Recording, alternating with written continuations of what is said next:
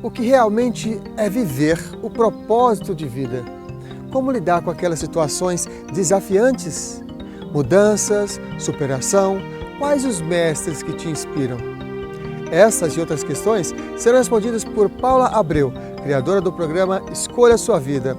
Ela é apaixonada por escrever, por histórias de transformação pessoal e mudança de vida e pelo seu filho, Davi.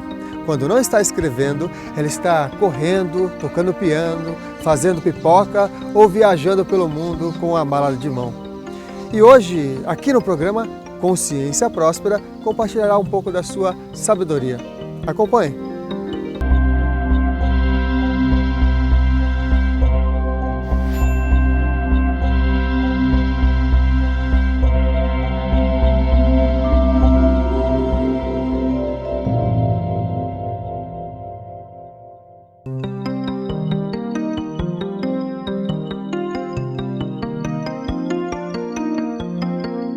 Muita gente liga prosperidade direto com dinheiro, né? E eu acho que é um conceito, mas é um conceito mais superficial que você pode ter de prosperidade.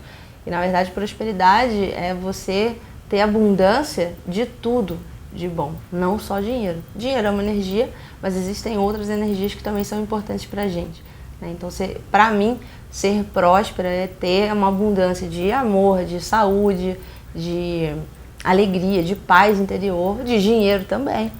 Então, uma série de coisas. Eu acho que as pessoas pecam muito nesse conceito, ficam muito focadas no dinheiro e, às vezes, como a pessoa pode ser que tenha uma dificuldade específica com o dinheiro, ela se sente não próspera porque ela não tem dinheiro. E se ela, de repente, focasse numa outra coisa que ela já tem mais facilidade, de repente é uma pessoa que corre, tem mais facilidade para prosperar na saúde, o dinheiro ia acabar vindo como consequência.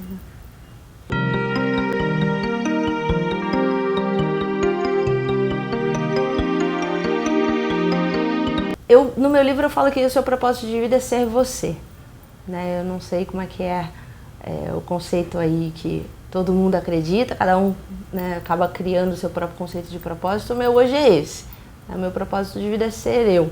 E eu vou mudando, né? A cada 7 anos não tem mais nenhuma célula no teu corpo que é a mesma. Então você já não é mais a mesma pessoa mesmo, né? Até fisicamente. Então, qualquer coisa que eu estiver fazendo, desde que eu esteja trazendo quem eu sou para aquilo que eu estou fazendo, eu estou cumprindo o meu propósito. E quando a gente está cumprindo o nosso propósito, a gente está sendo a gente está se permitindo ser, né? A gente liberta a pessoa que está em volta, que está olhando para a gente, para também se permitir ser. E com isso a gente até sem querer está cumprindo uma das leis do universo, que é a lei da doação. Você está se dando, você está dando o melhor de você, que é o seu ser, para o outro. Quando você está dando o melhor do seu ser para o outro, você instantaneamente, mesmo sem querer e mesmo inconscientemente, entrou num ciclo de abundância. Porque você começou a se dar e você vai receber isso de volta. E aí a gente volta para o conceito de prosperidade. Vai receber necessariamente em dinheiro? Não. Você pode receber em mais saúde, em mais alegria, em mais contentamento, em mais paz interior, em mais relacionamentos saudáveis e profundos, e em mais dinheiro também. Acho que a conexão é bem essa, né? Quanto mais propósito você colocar no que você faz, maiores chances são de que você vai prosperar em uma série de coisas.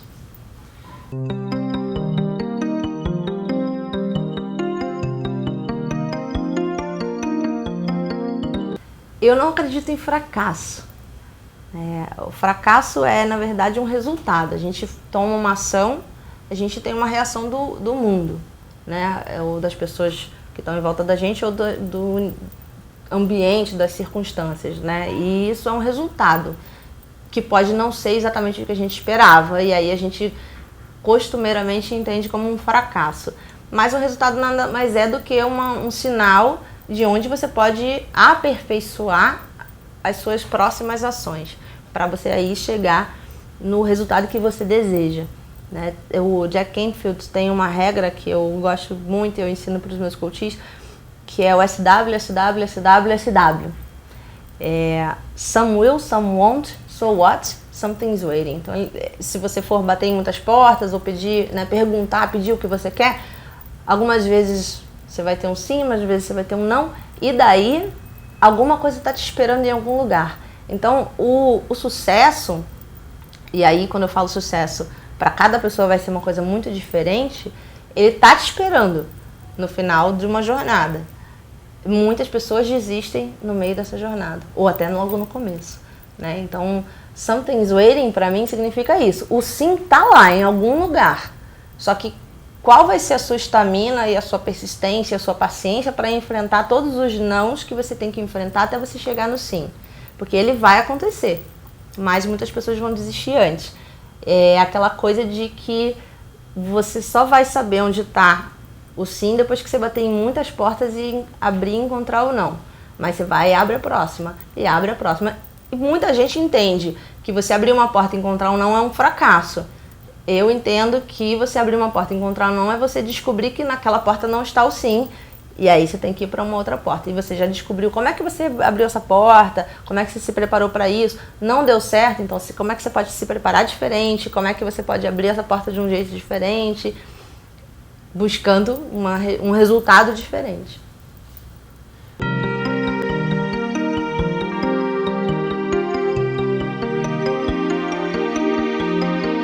De mudança, eu acho que não tem nada maior do que eu ter abandonado, né, 15 anos de carreira como advogada no mundo corporativo, onde eu era, em tese, muitas aspas, né, bem-sucedida, porque aí eu tinha o sucesso no conceito da sociedade de sucesso, né, de um salário muito alto, um cargo de muito poder, uma equipe grande, carro zero da empresa e aqueles vales todos de empresa e um status, né, que para a sociedade significava sucesso. E o Anthony Robbins fala uma frase que eu gosto muito, que diz que sucesso sem felicidade é fracasso.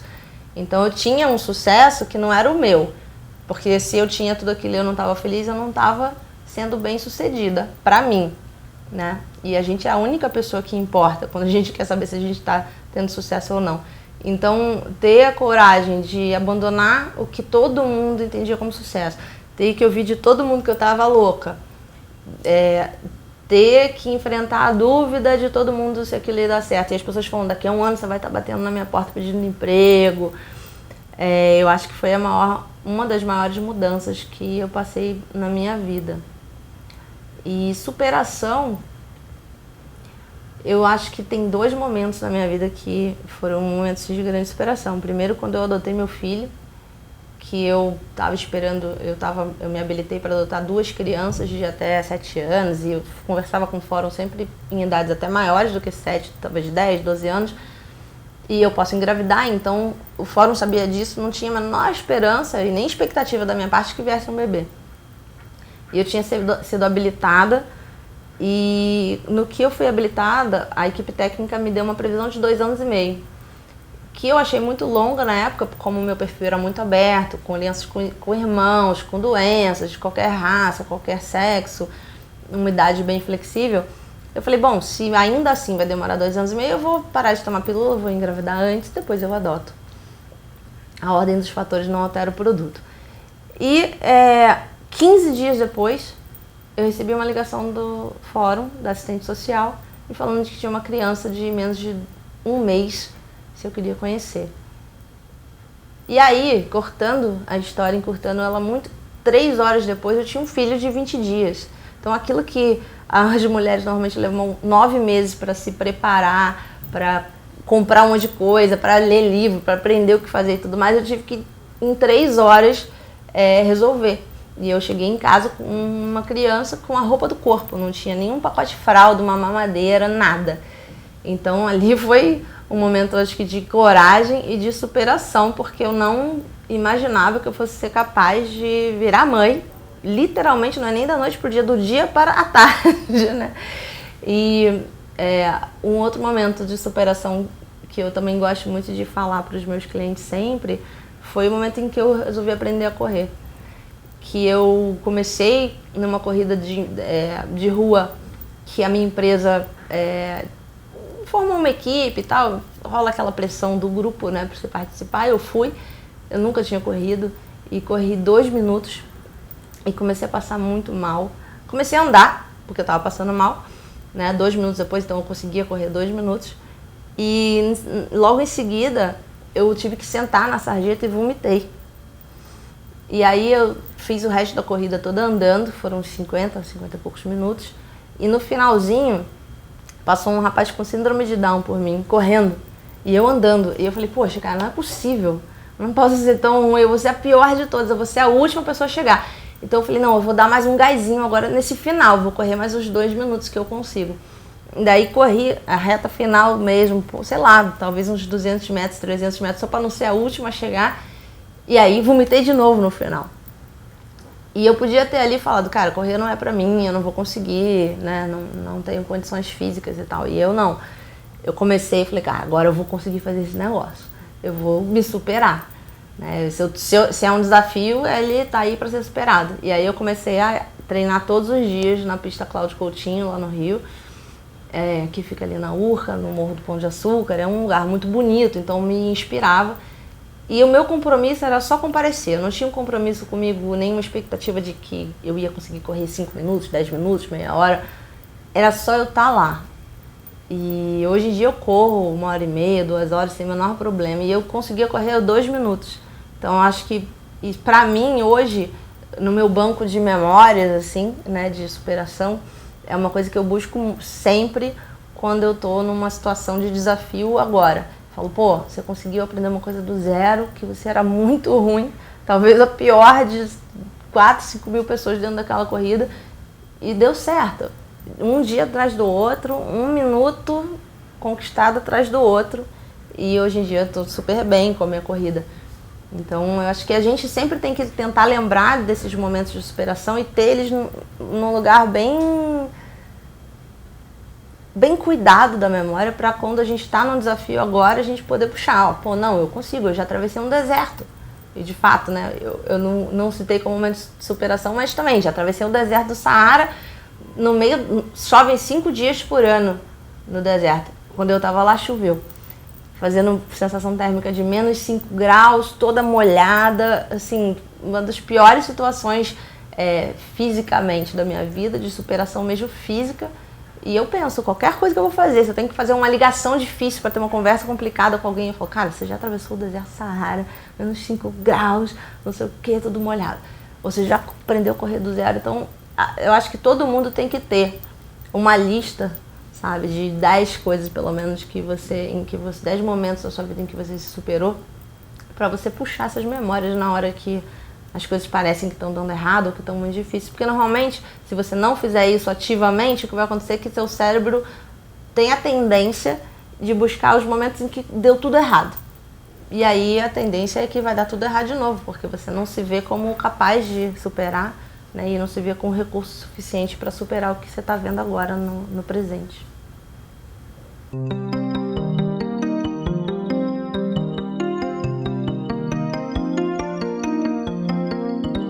Como eu digo que o seu propósito de vida é ser você, eu acho que quanto mais você se conhecer, mais você vai descobrir como ser você na prática, né? Porque parece muito fácil falar, seu propósito de vida é ser você, olha como é simples. Mas não é simples, porque a maioria das pessoas, e eu digo maioria, eu chuto que 99% das pessoas não sabe quem elas são, né? E não sabe, não é porque são burras, ou é por uma ignorância no sentido mais puro da coisa, né? Nunca parou para olhar, para se perguntar.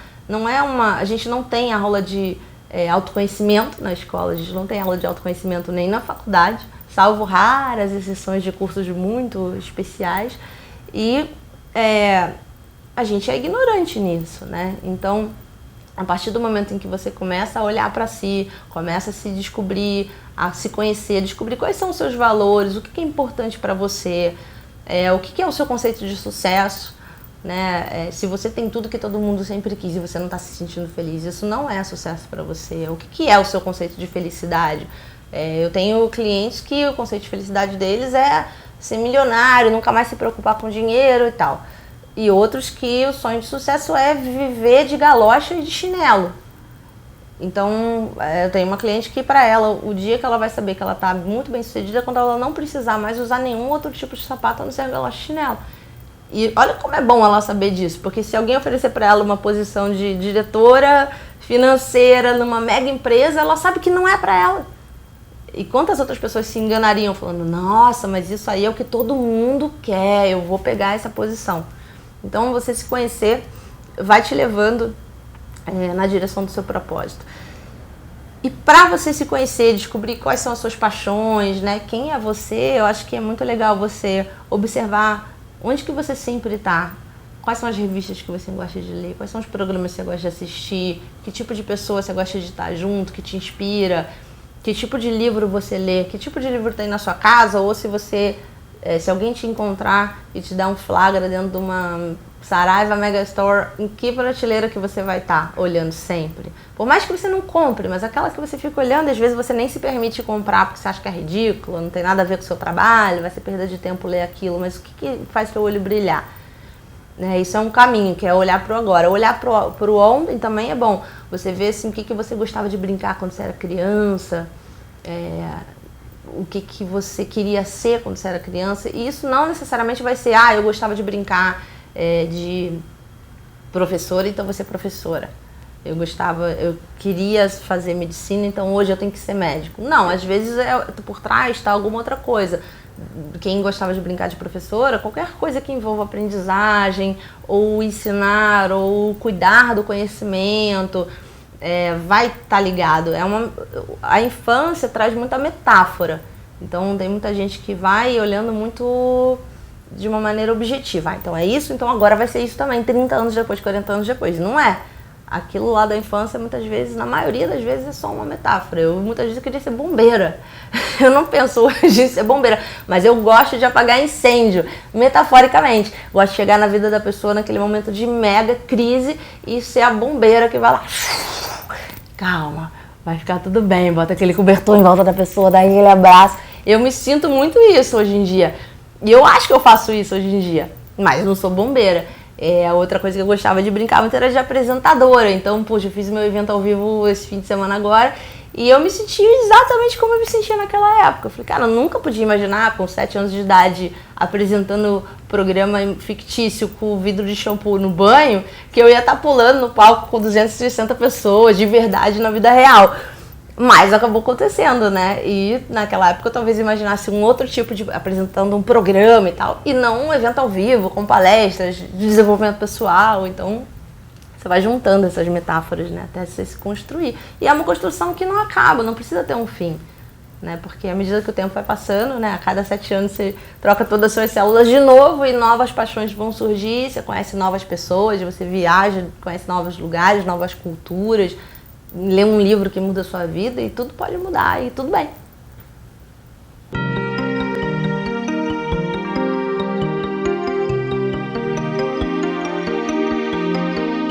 Eu tenho uma ligação muito forte com alguns mestres indianos, não sei porquê, eu gosto muito da forma como eles ensinam, né, contando histórias e nessa coisa de responder perguntas, né, que é uma forma que na Índia é muito comum. Então eu gosto muito do Osho, é um mestre que desde que eu conheci a primeira vez eu me encantei pelo jeito meio brabo dele, mas ao mesmo tempo muito bem-humorado, um senso... Bem-humorado não, porque ele nem é bem-humorado, ele é até mal-humorado, mas um senso de humor muito refinado, um cara muito inteligente, muito rápido, que eu me identifiquei muito. Eu gosto muito da forma como ele coloca as coisas. Eu gosto muito do Ravi Shankar também, né, dos indianos, o Prem Baba, né, que eu conheci há pouco tempo pessoalmente, mas eu já acompanhava por vídeos. Eu gosto muito da forma dele passar o conhecimento, né, e eu não sabia que ele tinha sido psicólogo antes de se iluminar, então acho que isso tem tudo a ver com a forma como ele passa, ele é muito didático. Eu gosto muito do Curso em Milagres, que aí você não vai dizer quem é o mestre, mas eu acho que é um livro que eu considero um mestre, e tem as pessoas todas que escrevem sobre o livro e que ensinam o livro, são pessoas que eu sempre leio e acompanho, a Marianne Williamson, tem o Gary Renard, acho que é Gary o nome dele, Renard, que dá cursos sobre o Curso em Milagres, eu gosto muito de acompanhar. E aí, assim, eu misturo muito o Oriente com o Ocidente, de um jeito muito que é meu próprio, assim, que eu não sei se muita gente concorda, mas pra mim faz muito sentido. Eu gosto daí no Ocidente, o Eckhart Tolle, eu gosto muito do Poder do Agora, acho um livro que eu sempre estou lendo. Eu acabo e já começo de novo, aí se eu acabo no papel eu vou ouvir no audiobook, e cada vez que eu leio me chama a atenção uma coisa nova. E gosto dos coaches também, porque eu acho que o coach acabou virando quase um guru, né, da atualidade, porque quando é um bom coach, né, que tem muito conhecimento e muita bagagem, ele consegue trazer isso para um framework, né, um modelo de passo a passo, como você vai aplicar aquilo na sua vida, né? Porque às vezes você vê O Poder do Agora, por exemplo, que é um excelente livro, mas você pode terminar de ler e falar, esse livro mudou minha vida. Mas no quê? Não sei. Eu não sei o que eu vou fazer de diferente. E aí é bom você ter alguém que consegue te dizer assim, olha, agora quando você tiver um problema, você vai pensar primeiro isso, aí depois você vai se perguntar isso, e depois você vai fazer um planejamento assim, e assim vai ser a sua ação. E falta isso um pouco em alguns mestres muito iluminados, muito bons, e que inspiram muito. Então, eu acho que no lado dos coaches, eu adoro o Tony Robbins, o Brandon Burchard, que é o cara com quem eu me certifiquei, né, no coaching de alta performance, que são pessoas que pegam, né, conhecimentos muito profundos, mas conseguem trazer uma simplicidade, um passo a passo, né, mesmo, que acaba conseguindo aproximar esse conhecimento muito profundo de pessoas que estão talvez 10 passos atrás de chegar naquele conhecimento, que se fossem ler aquilo, talvez não fosse fazer muito sentido para elas, e com passo a passo faz. Então eu admiro muito também. A Oprah, eu acho uma inspiração enorme, porque é uma mulher que é muito próspera e muito espiritualizada, que eu acho que é uma das grandes crenças limitantes, sabotagens que as pessoas têm, né, de pensar assim, mas eu quero ser uma pessoa espiritualizada, então não posso ficar me preocupando com o lado material. E aí eu falo, e a Oprah, né, ou Deepak Chopra, né, que são pessoas muito espiritualizadas, mas ao mesmo tempo muito, muito, muito bem-sucedidas financeiramente, prósperas no sentido do dinheiro mesmo e de todo o resto.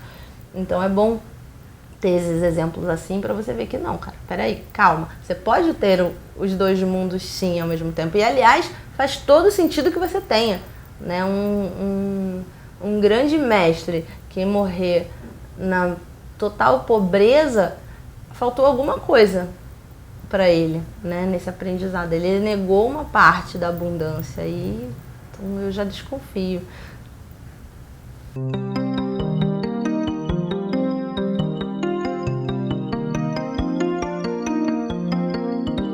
A energia do dinheiro. Olha, eu acho incrível a energia do dinheiro. Quando eu era criança, eu adorava brincar de dinheiro. Então, quando me perguntam assim, o que você gostava de brincar quando você era criança? Eu falo, eu brincava de dinheiro. Mas como é brincar de dinheiro? Eu não sei. Tudo que tinha dinheiro eu gostava de brincar. Eu amava brincar de banco imobiliário, que agora virou cartão de crédito. Eu acho péssimo, porque eu amava aquelas notinhas. E como eu cresci nos anos 80, né? Quando o dinheiro era quase brinquedo, né? Porque a gente mudava de dinheiro, sei lá, a cada poucos meses, no máximo poucos anos, os meus pais tinham aquele bolão de dinheiro que no dia seguinte não era mais nada, mudava a moeda. Então eu ganhava aquele bolão de dinheiro. E eu lembro até hoje, uma caixinha verde, né, um gaveteirozinho, em que eu botava aquelas notas velhas, né, cruzeiro, cruzado, cruzado novo, não sei o que e tal. Ia guardando aquilo tudo. E eu gostava de olhar, eu era meio tio Patinhas, eu gostava de pegar, de cheirar, de ficar contando, eu espalhava, eu mudava a ordem, não sei o quê. Então eu brincava de dinheiro, sem ser de comprar nada, de ter esse contato. O que eu acho que foi muito bom pra mim, porque a maioria dos pais fala assim, não mexe dinheiro, o dinheiro é sujo, já deixa a mão daí, não sei o quê. E a minha mãe deixava numa boa, não tinha o menor problema. Então nunca tive esse bloqueio que muita gente tem de que dinheiro é uma coisa suja. Que isso é um condicionamento que a maioria das pessoas já cresce com ele por conta de pai e mãe e não se dá conta que isso influencia muito, né, a relação delas com o dinheiro. Então sempre tive uma relação muito boa com o dinheiro enquanto brinquedo. Para mim é uma energia de diversão, de estar bem, de estar em paz, de estar feliz, de abundância mesmo. E sempre, desde uns 7 anos, eu fui muito empreendedora. Então eu criava coisas para vender, assim que eu aprendi a escrever, eu começava a escrever livro, vendia, escrevia peça de teatro, chamava os amiguinhos todos, ensinava, vendia ingresso. Eu tinha sempre bolos de dinheiro circulando na minha vida, porque naquela época tudo era 1000, né? Então você tinha 1000 notinhas, então eu tinha muita nota de dinheiro, muita moeda sempre na minha mão. E hoje em dia sempre eu falo isso, né? Eu pergunto, quem aqui acha que tem problema com dinheiro? Aí todo mundo levanta a mão, né? Às vezes o webinário, né? Levanta aquela mãozinha virtual. E ninguém tem problema com dinheiro, na verdade, né? Porque o problema com o dinheiro, o dinheiro ele já é um sintoma de um outro problema. Se você tem um problema com dinheiro, o seu problema não é com o dinheiro, é um outro problema que traz como sintoma você ter uma falta de dinheiro ou um problema de lidar com o dinheiro que você tem. E as pessoas não se dão tanto conta disso. E quando elas começam a investigar, elas vão descobrir que tem condicionamentos que vêm da infância, ou que o dinheiro é sujo, ou que o pai foi demitido quando tinha 8 anos, e aí aquilo ficou, aquela insegurança, estabilidade, ficou muito marcada. E aí hoje o dinheiro é um sintoma desse problema, né? Então é uma energia nesse sentido, que tanto ela pode ser uma energia ruim, porque se você tiver com essas crenças todas, esses bloqueios, essas sabotagens de que o dinheiro é sujo, de que você não pode ter dinheiro e ser espiritualizado ao mesmo tempo, de que o dinheiro vai sempre faltar, de que precisa de dinheiro para fazer as coisas e tudo mais, vira negativo, né, na sua vida, vira uma energia negativa. Enquanto que se você tiver num polo mais positivo, vendo o dinheiro como uma brincadeira, como uma coisa que o homem criou, uma criação do homem, né, para representar um monte de outras coisas.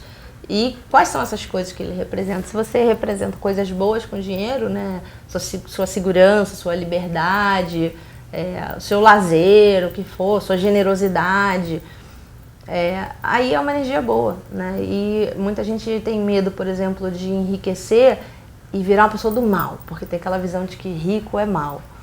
Os ricos são ladrões ou são pessoas sem coração porque eles não fazem caridade, não sei o quê. E, na verdade, quanto dinheiro você tem não importa. A sua energia que vai trazer essa qualidade para o dinheiro, né? Então, tem pessoas que vão ganhar muito dinheiro e vão não virar mesquinhas, elas vão continuar mesquinhas numa maior escala, mas elas já são mesquinhas com pouco dinheiro. E tem pessoas que são generosas com o pouco que elas têm, e se elas tiverem muito dinheiro, elas vão ser generosas em maior escala. Tem um vídeo, né, agora recentemente circulando pela internet, em que eles dão... uma pessoa vai sempre pedir um pedaço da comida e tal, de alguém que está sentado comendo. E a pessoa sempre recusa. E aí eles veem um morador de rua, dão uma caixinha para ele com comida, pouca, e aí vem esse mesmo ator e pede um pouquinho. E aquele morador de rua que provavelmente está sem comer há talvez vários dias e não sabe se ele vai ter o que comer na próxima refeição, compartilha. Então aquele cara é um cara abundante, mesmo na escassez. Ele está conectado com a vibração da abundância. E aí tem alguns outros bloqueios que estão levando ele a estar naquela situação, e aí até circunstâncias sociais mesmo. Mas esse cara, se ele tiver muito dinheiro, ele não vai se tornar mesquinho, porque ele é abundante e generoso até no momento de escassez.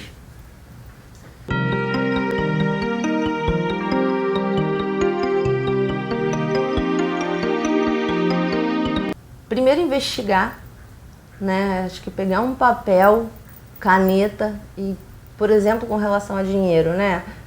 Tentar lembrar todas as histórias de infância. Como eu, por exemplo, um dia parei e lembrei dessa história da caixinha verde, que não existia mais na minha memória atual essa história. Ela veio por meio de um exercício de sentar e tentar lembrar. E caramba, tinha caixinha verde do dinheiro. E isso é mega importante para definir, para como eu me definir e definir a minha relação com o dinheiro hoje. E eu não lembrava disso. Então, pegar um papel, caneta e tentar lembrar das suas histórias com dinheiro. Quem cresceu nessa época de muita mudança de moeda, como é que você se sentia sobre isso? Eu cresci nessa época que você ia no mercado e tinha falta de comida, né? Você sabia que ia faltar carne, então tinha aquela fila de gente para estocar coisas. E o que isso impactou na gente, né? A gente cresceu numa época de escassez de recurso, muito menor do que os nossos pais da minha geração, né? Que cresceram numa época de guerra mundial, mais escassez ainda. Então, a minha avó comprava carne para minha mãe no tripeiro, comprava tripa e era o que tinha, né? Então, para essa geração, tem uma série de crenças que são quase que geracionais. A nossa geração aqui no Brasil, né, tem uma série de crenças que são quase geracionais. Todo mundo tem essa coisa da escassez de recursos, escassez de comida, escassez de dinheiro, e as coisas aumentavam de preço muito a cada dia, de manhã para de tarde, né? O cara com a maquininha lá no supermercado.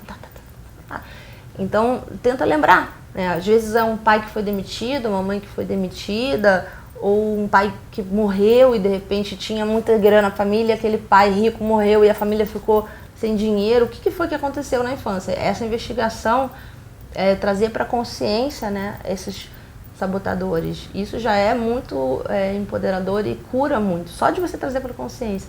E daí olhar com um olhar adulto, porque isso são coisas que você aprendeu e cristalizou e consolidou quando você tinha, às vezes, 5, 6, 12 anos de idade. Então, a sua capacidade emocional e intelectual de lidar com aquilo aos 7 anos de idade era uma. E hoje, aos talvez 20, 30, 40, é outra.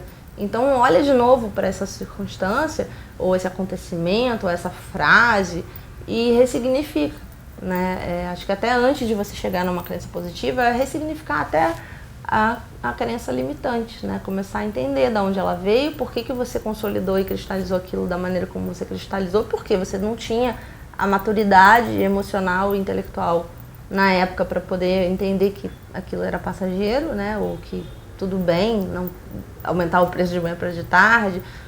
E daí um terceiro passo é você começar a buscar qual seria uma crença que faz sentido para você e que seja lógica, mas que ao mesmo tempo vai te ajudar a ter mais prosperidade, a ter mais abundância. Porque se você ficar o tempo todo achando que existe uma escassez generalizada no mundo, não tem para todos, e que se eu tenho, alguém não tem para eu ter, isso tudo não está te levando para um lugar bom.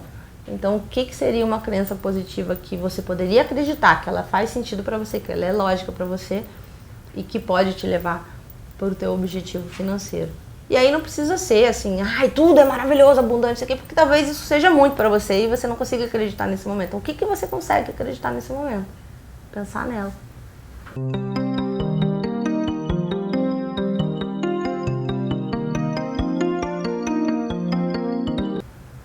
Para mim é pôr em prática o conhecimento, né? Eu uma vez ouvi uma coisa que, né, a sabedoria é você ter o conhecimento e sentir o sabor, e aí vira o saber. Porque conhecimento, informação, a gente está na era da informação, é o que mais tem, né? Todo mundo tem acesso à informação. Até quem não quer, porque ela meio que vem em cima da gente. A gente é soterrado por informação todo dia, o tempo todo.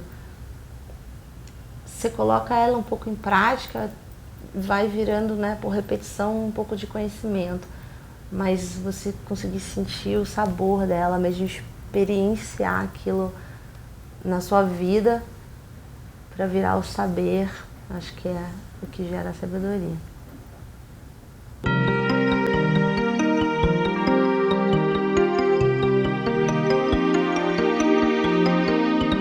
O meu sonho, eu já vivo o meu sonho hoje, então eu acho que o meu sonho era, né, e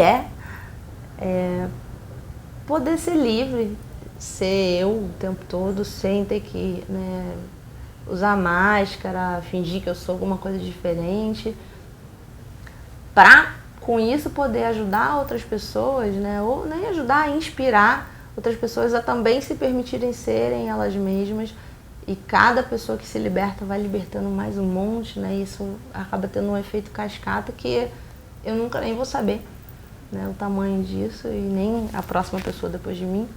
Mas vai ficando um mundo mais leve, né? Mais consciente, mais desperto. Acho que o meu sonho é despertar cada vez mais, estar cada vez mais consciente e conseguindo despertar outras pessoas também no embalo.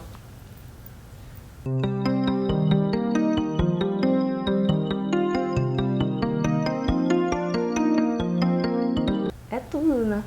Acho que não tem nada que não é amor, é a única verdade que existe, o resto é só faz de conta.